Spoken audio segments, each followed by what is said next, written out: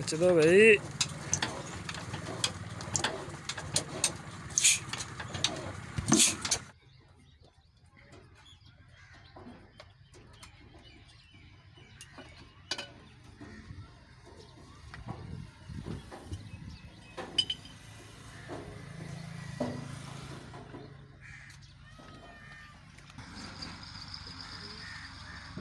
वो भी चला लांगे किस दिन, और डॉक्टर को मिलना पेगा। चौरी टाकी शाकी मड़ जी मार ला यार, कपड़े इन्हों झाड़ ला।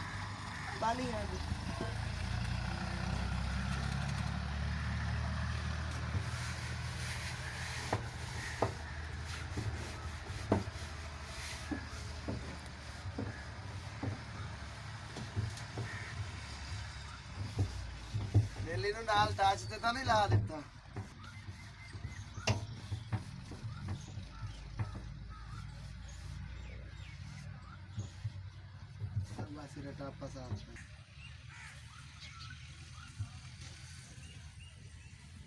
यार साफ नहीं करता हो गया बाद में थोड़ा गया कौन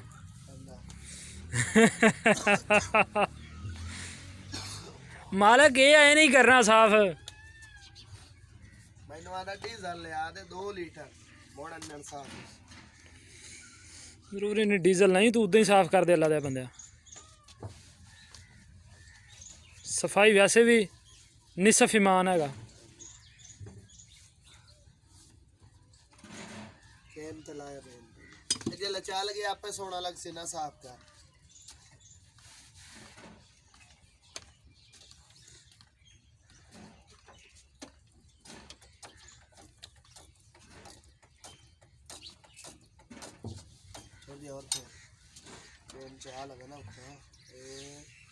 आसफ ਇਹਦੀ ਐਵਰੇਜ ਕਿੰਨੀ ਆ ਘੰਟੇ ਚ, ਕਿੰਨੇ ਲੀਟਰ ਪੀ ਦਿੰਦਾ?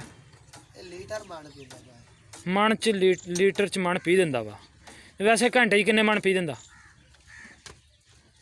ਘੰਟੇ ਚ ਹਾਂ ਇਹ ਘੜਦਾ ਕੋਈ 4-5 ਮਣ। 5 ਮਣ ਠੀਕ ਹੈ। ਅੱਗੇ 5 ਮਣ ਪੀਂਦਾ।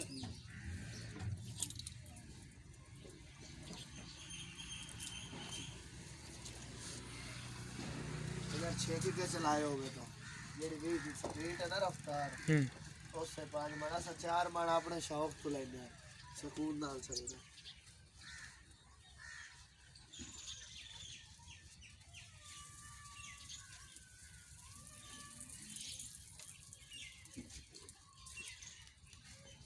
चल बहती आनी है बंदल का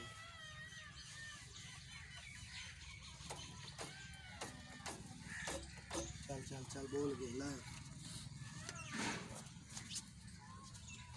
बत्ती ना मार दिया भाई। बिस्मिल्लाहिर्रहमानिर्रहीम। छाड़ने का बेल्ट चढ़िया खाला चल कायदा बन दी।